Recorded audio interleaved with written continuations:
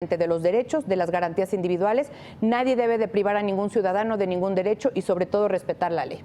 Luisa, alcalde, ¿qué dice Andrés Manuel López Obrador sobre esto? Sobre los derechos ganados, sobre el matrimonio igualitario, sobre la interrupción legal del embarazo. Siempre lo que se ha sostenido es que los derechos son derechos y esos no están a debate. Entonces, eso siempre ha sido la premisa, eso está en nuestros estatutos en Morena. La misma exministra Sánchez Cordero lo ha dicho, lo que se va a respetar es la Constitución. No cuando nos convenga y cuando no, siempre.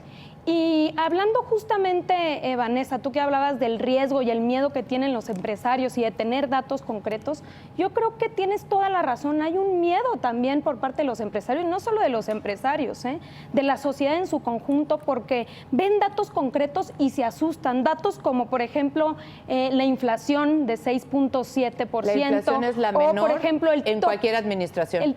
Válgame Dios, el tope salarial, 3.9%. la mitad. Promedio inflación. La mitad a lo que esta inflación fue anual. Y, espérame, salario mínimo, 88 pesos diarios.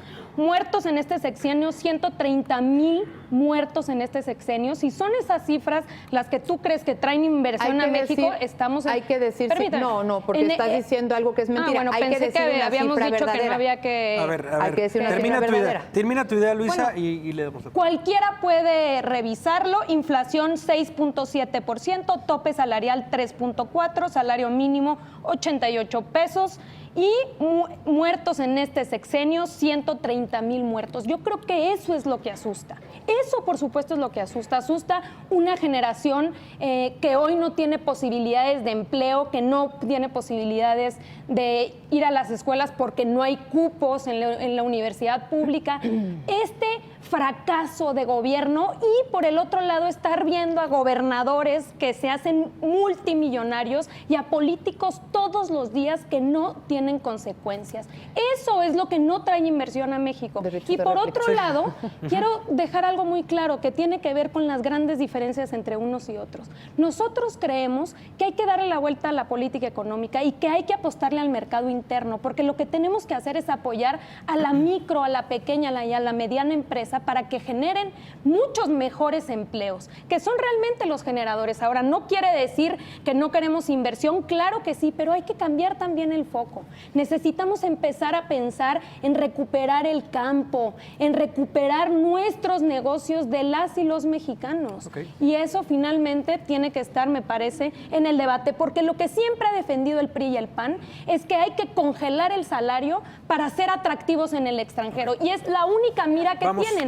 Eso nos ha llevado a pulverizar todas las relaciones laborales y a llevarnos a los niveles de pobreza y desigualdad que hoy tenemos. Quisiera decir algo en el tema de propuestas, porque mira, lo que hemos visto en esta precampaña, una de las conclusiones, pues es que sí, en efecto, Andrés Manuel y su equipo de campaña son buenísimos para criticar. Tienen 18 años diciendo que nada funciona, que todo está muy mal, y por supuesto que hay cosas en las que coincidimos con ellos que están muy mal y que se tienen que mejorar. El gran problema es que no plantean soluciones serias, no plantean soluciones reales. Hemos visto una serie de ocurrencias como la cancelación del aeropuerto, como ya dijimos la reforma educativa, ya dijimos la reforma energética, como desaparecer el CISEN, ¿no? Y luego que nos quedamos sin inteligencia, o sea, no dan la contrapropuesta. Y una joya que me parece espectacular de Andrés Manuel. Dijo recientemente, en temas de economía precisamente, que todo lo que se consume en México será producido en México. Eso es imposible. Ay, jamás lo dijo. Lo dijo. Bueno, es que yo hice justamente mi artículo de eso la semana pasada, Luisa, y revisé las quotes, las citas textuales de los tres precandidatos. Sí lo dijo, con mucho gusto te lo voy a mandar, lo dijo textual.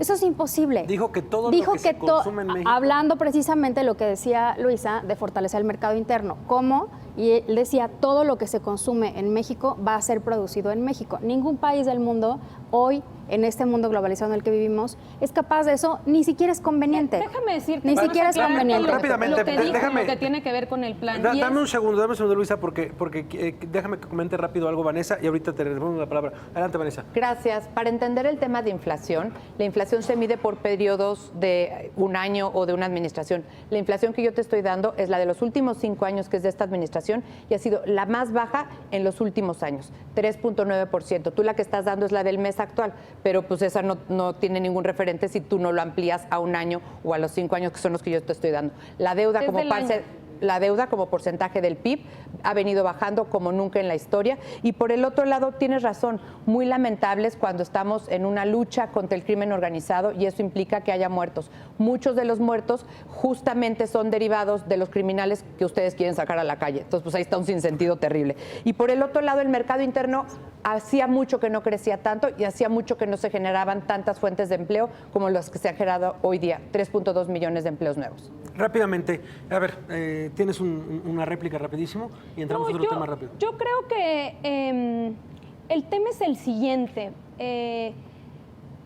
No se trata de estar pensando en cosas que no se han hecho. Andrés Manuel ya gobernó la Ciudad de México y cuando aquí mis compañeras hablan de ese cuate no va a decir ahora que va a cambiar. No, es que nadie está diciendo que ha cambiado. Lo que queremos es empezar a implementar un modelo que funcionó en la Ciudad de México, en la que se gastó mucho el gasto corriente en la Ciudad de México para que ese recurso se fuera en la inversión, eliminar la corrupción, impulsar el desarrollo un poco vinculado a lo que dijo Andrés Manuel, es que hay que empezar a pensar en ser autosustentables en el tema alimenticio, para recuperar el campo y para que realmente podamos pues consumir lo que producimos en el campo, porque finalmente lo que ha pasado es que el campo está abandonado, todos los campesinos se fueron a la frontera, se fueron a las ciudades y hoy no tienen trabajo y viven en la miseria, entonces tenemos que replantear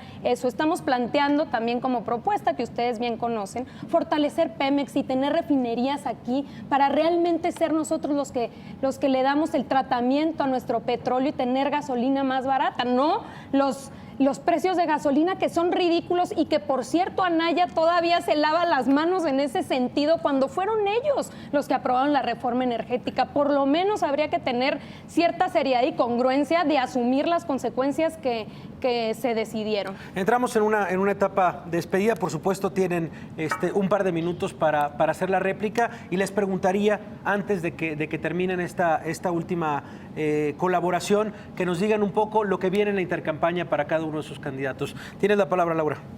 Gracias, Risco. Bueno, pues nosotros, por supuesto, el periodo de intercampaña va a ser una etapa que vamos a aprovechar para la organización interna de la propia campaña.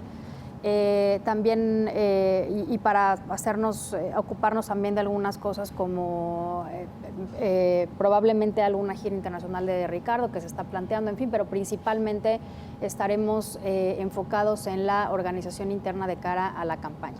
Yo quisiera terminar reiterando, diciéndole al público que lo que está en juego, en efecto, sí es el cambio de México, pero ¿qué tipo de cambio? Eso es algo que a nosotros nos importa recalcar muchísimo. El cambio que representa Andrés Manuel, que sin duda es un cambio con ideas viejas, un cambio que representa un regreso al pasado. Un ejemplo que Ricardo usa muchísimo es el que acaba de dar Luisa, el asunto de las refinerías. Tengo entendido que Andrés Manuel ha propuesto la creación de 6 nuevas refinerías, cuando el mundo está dejando de voltear a ver precisamente la producción de combustibles fósiles, ¿no? Estamos ahora yendo hacia la electricidad, la energía eólica.